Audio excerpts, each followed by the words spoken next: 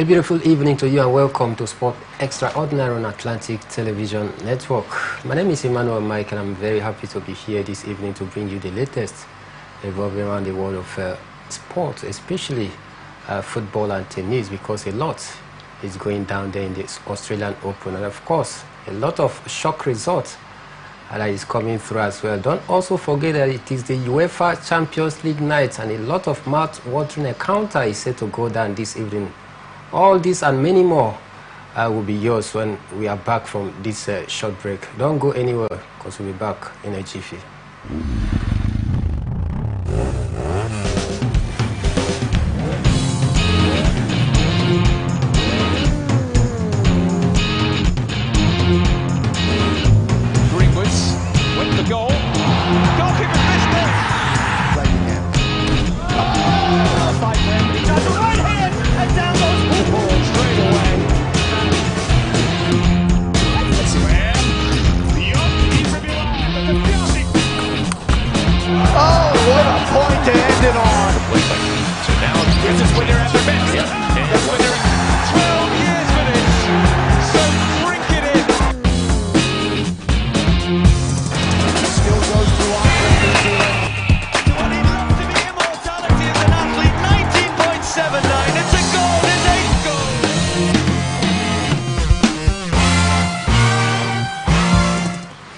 Alright, welcome back from that short break. Joining me this evening to do justice to some of these topical issues that we shall be dissecting here on the show this evening is Kingsley Emmanuel. Kingsley, good evening and welcome to the show.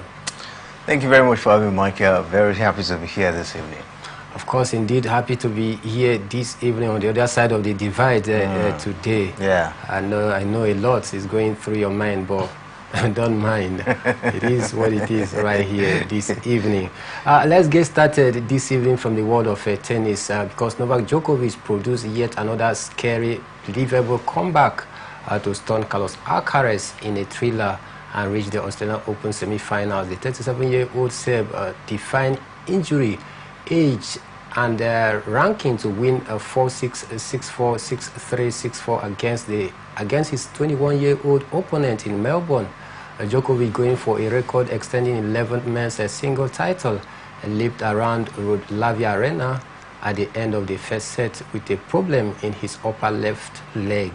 But after going off court for treatment, he recovered impressively to continue his bid for a 25th Grand Slam triumph, which would be an all-time record. Kingsley, what an impressive display and a great comeback from Novak Djokovic. But building up to that very game, a lot, so many bookmakers, pundits have actually given it in favor of Novak Djokovic. Some are saying no because of the energetic flow of Carlos Alcaraz they are giving it to. But what do you make of that game generally? For me, I think it was a very, very tricky one, especially in the side of Novak Djokovic. A lot of people were like, what really happened, what's happening to Djokovic. So I think at the second set, right from the first set, the man was struggling. So many persons are of the opinion maybe he was faking that particular one, maybe tactics or strategy to see how he can get into that one. But I think the man was really actually going through some pain. He has to take some time out, to take care of himself, to come back, and knows how to, of course, follow a player who, of course, come up with such a manner of service as well. So for me, it was a really impressive one for Novak Djokovic, an impressive comeback, if you ask me. And from what we're seeing, it's a statement of intent for Djokovic that, going forward in the competition, I think just 2 games and he will be probably crowned the champion for the Australian Open. I think for me, this is a remarkable one. For him to get to this stage of the competition, talking about the semi-final, I think he wants to do everything to get this one. Don't forget, a lot at stake for him. He's looking forward to surpass that record of Margaret Court's to get his 25th Grand Slam. That's a whole lot of achievement. That would be a lot of achievement for Novak Djokovic. And with Yannick Sinner, but for what we're seeing now, Alcaraz still has a lot to achieve. He still has a lot to fight for. He still has a lot of things, to get himself, equipped at this point in time. From what we've seen between him and Djokovic, is a true statement of intent that he still has a lot of work to do, or else he will continue to struggle. Don't forget, ever since he lost the Olympic gold medal to Novak Djokovic, he's been struggling up to this moment. And I would thought, of course, this was going to be an opportunity where he's going to, of course, take himself to another level. Not until what happened today, happen at this point in time. So for me, Alcaraz has a long way to go. Of course, indeed, Carlos Alcaraz truly have a lot, a long way to go in order to be able to build that high reputation that he's craving for, at this point in time. But away from that, Polo Badosa has turned Cory Kokogov at the Australian Open to reach her first Grand Slam semi-final just 1 year after hearing she would have to retire from tennis. The Spaniard, the former world number 2, spent almost 2 years struggling with back problems and fell to 140th in the rankings. But after a strong end to 2024, Badosa's comeback continued in a sensational fashion as she ended America's golf 13th match winning streak with a 7-5, 6-4 victory in that very big one. Paulo Badosa, came back into this very one, a very strong Kingsley. What do you actually make of his impressive comeback in this very game? Impressive, very, very impressive comeback, if you ask me. Don't forget, she lost twice in the quarterfinals of this particular competition. Yes. But coming back into this one, I think she was highly spirited against Cory Kokogov, who has also been putting up a very impressive performance. Don't forget, Kokogov just came on the heels of winning WTA finals last season, and coming into this one, of course, a lot of person expected that level of performance from her. She's been that fantastic. Talking about Kokogov having about 13 match winning streak before Paulo Badosa actually halted that particular run of hers. For me, I think for Paulo Badosa, it's very, very impressive one for her. We just hope that, of course, she's going to continue at this point in time, getting to our first Australian Open, Grand Slam, our first, Grand Slam, semi-final.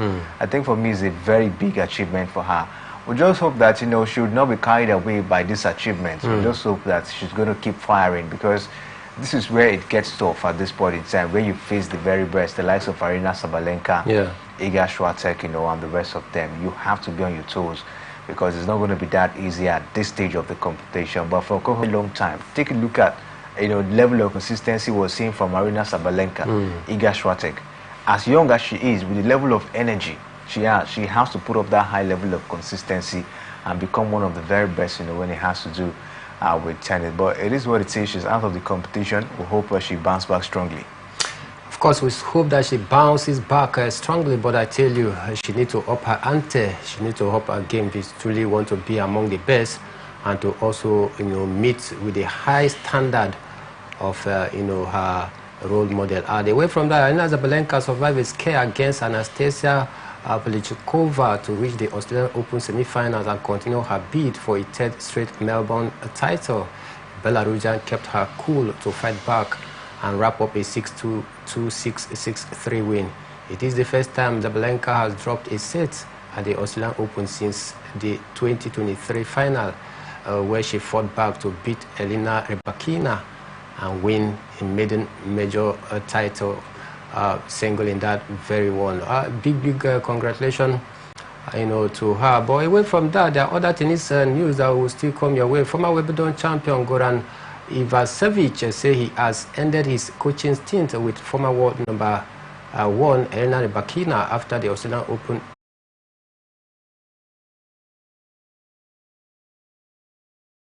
Would have resulted in two of them parting ways, because we just learned that after being hosted out of the competition, she made he made this very decision to let go of the coach.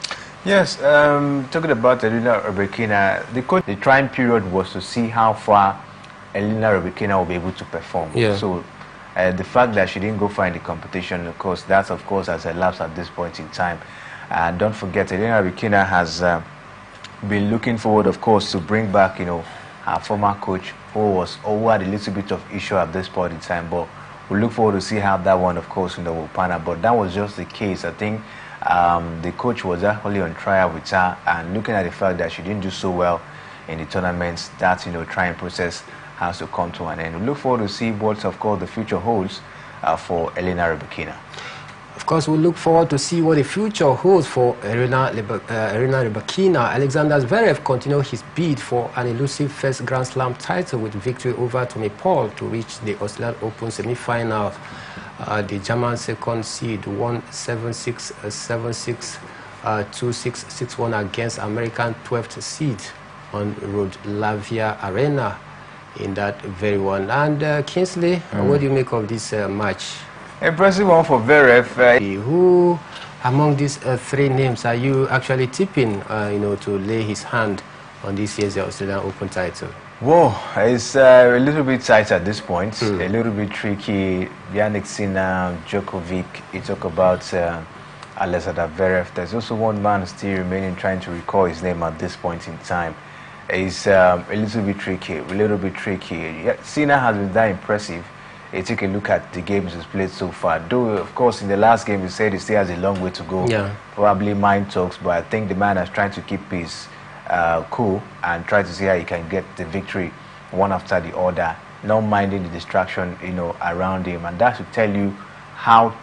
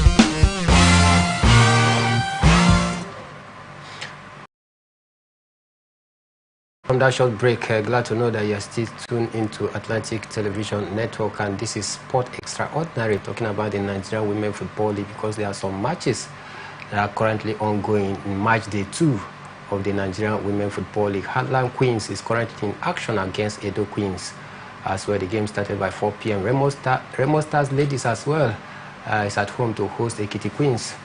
Dana's Ladies also play host to Confluence Queens. Abia Angels trading tackles against Nasarawa United. These games are currently ongoing as we speak right now. Kingsley, which of these games are you putting your eyes upon? Abia Angels, they did very well in their first game. I think they won their first game as well. Edo Queens has... They started the league in a very impressive fashion. I think we say high level of high goal margin, we saw in that, encounter.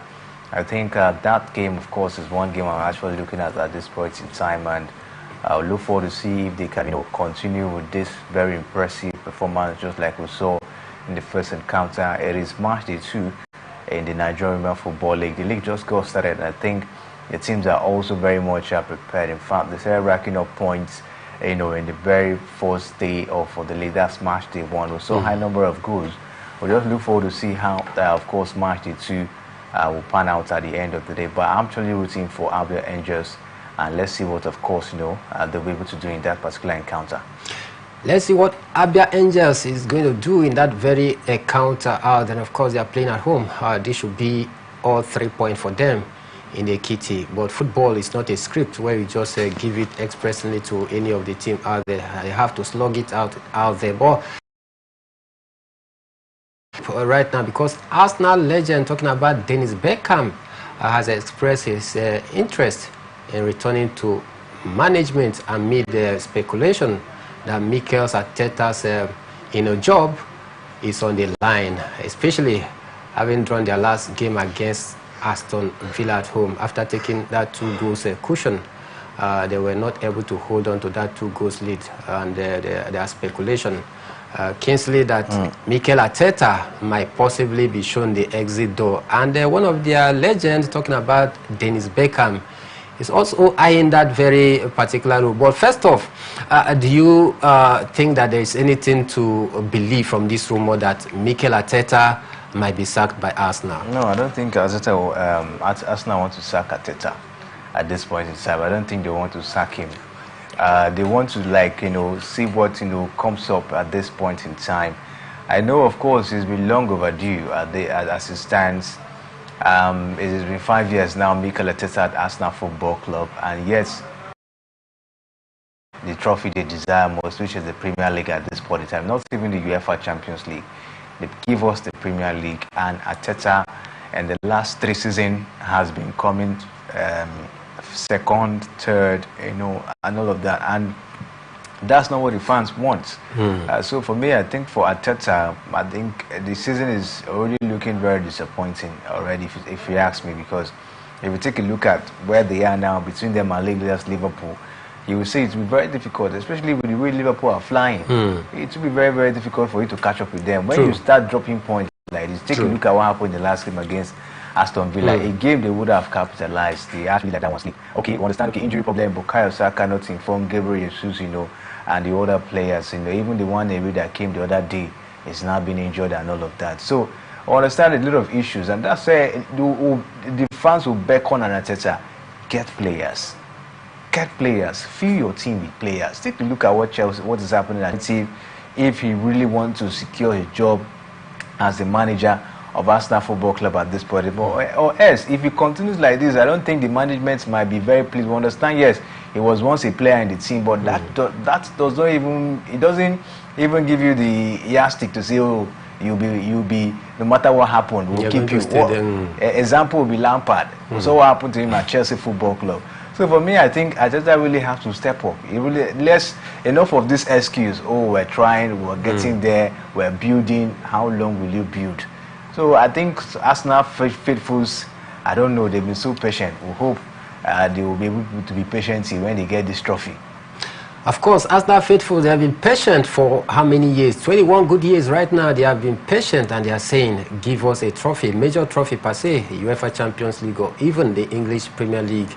not the FA Cup, not the Carling Cup, not even the Community Shield. But away from that, let's dive straight to the UEFA Champions League that is set to go down tonight, because Atlanta have seen their title charge take a hit in recent weeks, with the Italian side now winless in 5 games following their 3-2 loss to their opponent, over the weekend, as Napoli assume top spot in the Serie A title. Serie A side Atlanta are in the seeded playoff position, but only 2 points adrift of the top 8. They are third in Serie A, but have gone 5 league and cup games without a win. Stormgrass are still on their winter break, but are top of the Australian Bundesliga. That form hasn't been carried into the much tougher Champions League. 5 of their 6 games in the league phase have been lost. The other a home win over Girona. They are 5 points adrift of the unseeded playoff position, and only a win in Italy will help to maintain their qualification hope in that very one.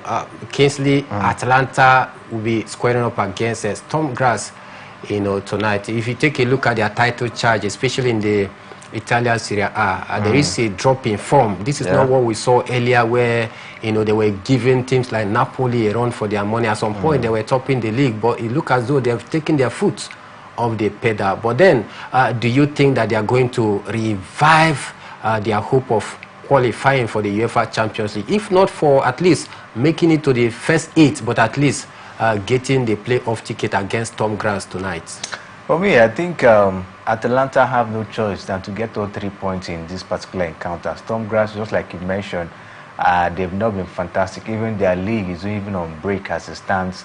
So they've not been playing competitive football, just friendly games, And even the friendly games, they've been struggling. They've not even been getting a favorable result, as it is. So for me, I think Stormgrass have a long way to go in this particular one. The last time they played a competitive fixture was in December last year, December 11 last year, and they have gone 11 away Champions League games without a win. So Stormgrass, I think for me, they don't have anything at this point in time. I'm not really seeing any strength from them. Napoli, I think they have to use this to revive themselves, to end, this poor form we're seeing at this point in time. Because if you take a look at what happened in the last game, yes, they tried against Napoli. They would have probably gotten that victory, but Napoli were just too good. Romelu Lukaku, of course, actually gave Napoli that particular victory. But I think if you take a look at the coach, talking about Gasperini, is one manager that has done so well over time and has not really been given the needed, recommendation, or probably, for me, I think is actually underrated, because Gasperini is one of the experienced managers, if you ask me, at this point in time. And from what I've seen so far, I just hope that, of course, they were able to grab all 3 points tonight against Stormgrass. Nothing should stop them at all. Nothing, of course, should stop Atlanta from grabbing all 3 points tonight against Stormgrass, who on break as we speak, right? And in fact, the last 3 games they have played while on break, they've lost 2 out of those 3 games, coming up against a team that is playing week in, week out in the Italian Serie A. Tonight, I don't know how they are going to, maneuver that very one against Atlanta. But then, it is football. Like I will keep saying, it is not written in scripts where you say 1 + 1 is 2, and it remains that way. It promises to be, a very tough encounter. But the bookmakers, even Kingsley right here in the studio, is, giving it in favor of Atlanta. Away from that to the blockbuster game tonight, both Atletico Madrid and Bayer Leverkusen are fighting for a top 8 finish as they look to secure a spot directly into the round of 16, while the German outfits are 4th on the table and Diego Simeone's men are 11th. Only a point to separate the 2 teams. Atletico Madrid have won their last 3 matches in this competition, and they will look to build on it against the German outfit. Meanwhile, the visitors have also been on an exceptional run of form of late, as they have won each of their last 12 games across competition. Weski have established himself as a contender in all major competition. Xavi Alonso's team are already inside the top 8, and they will be looking to strengthen their group in that penultimate match day that comes up just a few hours as we speak. This is another blockbuster game tonight. That currently they're second in the German Bundesliga, so trying to see if they can retain the title they won last time. So you take a look at it. I think Bayer Leverkusen, they have what it takes to be able to, put up a challenge tonight away from home. Their key man is back, talking about, Victor Boniface. Yeah. He's been away for some time now, and I think for him coming back, that will be a morale booster to the team. Yeah. And of course, we'll see what happens. But for me, Atletico Madrid at home, that's of course another advantage for them. But we'll see if they can be able to hold their own in tonight's encounter. You talked about Atletico Madrid holding their own in tonight's encounter. Atletico Madrid, they are not pushover when it has to do with the UEFA Champions League. In fact, they've gotten to the final not once, not twice, so they have experience. Yes. But for Bayer Leverkusen, though they have not been at this stage before, maybe getting to the UEFA Champions League final, but then they have a very compact team with a very good coach. You saw their form last season. Where they won the league and in fact defeated Bayern Munich twice last season. So do you think that experience of Atletico Madrid is going to reign supreme tonight against the Xavi Alonso's men? Or you think that football is not, measured that way? For me, there's no how you can take away experience from football. And don't forget, this has been the same manager that have been there, talking about Diego Simeone. Yeah. He's been there for so many years now, so he knows what it takes to be able to be at this stage of the competition. Yeah. So experience definitely will playing in favor. We're playing for Atletico Madrid tonight. They know what it takes to be at this stage of the competition, especially when the Champions League format has now been changed and they're now looking for means to get, of course, to the top. I think top 8 or top 9, at this point. So I think for me, experience will play, and don't forget they're at home. So I think they have everything to fight for. They have everything to make them, win this particular one at this point in time. No doubt, Bayer Leverkusen, a very, impressive team. They have what it takes, when it has to do with play. I think Granit Xhaka is also there. The likes of Patrick Schick. Yeah, Patrick Schick. They have those quality players, as it stands. So, for what I've seen so far, yes, they can play, but for experience, I think that will really work very well for Diego Simeone and his men.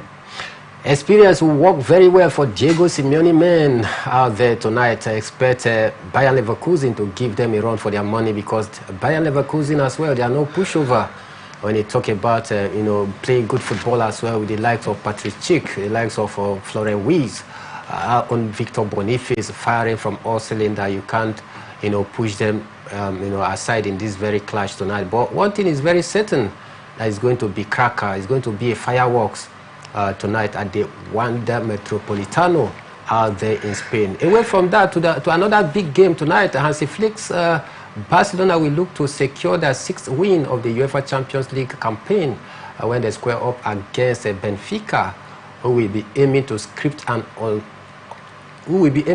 an upset and push for a top 8 finish. The home team are all out for victory tonight. Do you see the Hansi Flick men rediscovering their scoring boots? Because in the last 2 games they played before the game against Getafe, it was 5 goals. Can they discover that boot of 5 goals again tonight? I just hope so. I hope they rediscover that scoring boot, against Benfica. But promises to be a tough one, owing the fact that Benfica at home, 15 points on the table. They'll be looking forward to see how they can bounce back to be in a very comfortable position of qualifying for the next round of the competition. I think a lot of teams just want to get automatic qualification, not qualifying through the playoff. And I think Benfica will want to also fight for that, tonight as well. So we'll just hope that, Barcelona, of course, will be able to see how to bounce back in terms of rediscovering their scoring book, just like you mentioned. They have quality players, of course, in their ranks, the likes of Rafinha, Lamine Yamal. You talk about Robert Lewandowski, Dani Olmo as well, who just got into the mix. So it takes for them to be able to get the job done tonight. But one thing about the Hansi Flick men is that I don't think they have gotten that final touch. When you expect them, of course, to do the needful, to bury the game and make everything go rosy for them, you see them sleep, just like what happened over the weekend, against Getafe. You're coming in from winning 2 games with a total of 10 goals. 10 goals. So what stopped you? What really happened for you, for a Qatafi to come and challenge you and then you draw in the game? So that's one thing about it. I think Arsene Flick still has a lot of work to do in terms of cementing that team and making it look formidable. From what we're seeing as a Flick, what he's doing, the team is really looking like that, time of Lionel Messi, Neymar, and the rest of them. But that has not really, it's not 100% yet. They are not really 100%. Those are those days when you want to play Barcelona, you are afraid because you know what they're going to do to you on the pitch of play. But this team is more like hit, but not really hits at this point in time, and that's what, of course, to do with these arrays of stars, that he has at this point in time. But let's just see what they'll be able to do in tonight's encounter against Benfica. Let's see what they bring to the table tonight. If Arsene Flick is going to flick his tactics around by getting all 3 points, or are they going to flick down by losing all 3 points? It promises to be another Mazalin show tonight. Other games, we'll see Liverpool, trade tackles against their opponent. And, of course, Liverpool, if they get to win tonight against Lille, it would be a very big boost for them, getting all available points in that very one. But let's do it to serve you the full fixtures for tonight UEFA Champions League, because a lot of the games is set to come this evening in different centers across Europe. Talking about the UEFA Champions League, there are some games that are already started already, like Atlanta versus Stonegras. That game is on as we speak. In that very this 0-0, yeah, a game is 0-0 as we speak. Other game, we see Monaco trade tackles against Aston Villa. They kick off that very one very soon. It will start. Bologna as well will trade tackles against Borussia Dortmund. That game comes up by 8 in that very one. Club Brugge as well will host Juventus, the old ladies, 8 p.m. In that very game. Vesda as well play host to Paris, PSV and Oven, 8 p.m. Nigerian time. Slavia Bratislava as well play host to Stuttgart, 8 p.m. in that very one. It promises to be a massive game tonight in different centers. Meanwhile, Real Madrid striker Kylian Mbappe says his mentality issue prevented him from finding his best form. Earlier this season, the French captain, 26, joined Real Madrid on a free transfer last June after leaving Paris Saint-Germain. Following his move, at one point scoring just 3 goals in 11 appearances. That run included penalty misses against Liverpool in the UEFA Champions League and Atletico Bilbao in La Liga, with Madrid losing both matches. Mbappe says he felt at a rock bottom after those misses, but a shift in his mindset has led to him scoring 4 goals in the last 3 games, thereby seated as the second highest scorer in the La Liga, closely behind Robert Lewandowski on 12 goals. Kylian Mbappe, he said that he felt very bad. He was mentally breaking down during some of the game, during his early start at Madrid, but now he feels he's getting back the confidence and the mojo. What do you make of his goal scoring form so far? He's seated second as the highest La Liga top scorer behind Robert Lewandowski. Do you still expect him to continue to build on this confidence? Not bad, but a lot of expectations still on him. Don't forget, he's in a big team. And just like you being in the ocean, you have to swim well. You have to know how to swim for you to be able to survive. So Madrid is a very big team, if you ask me, pedigree-wise, than Paris Saint-Germain.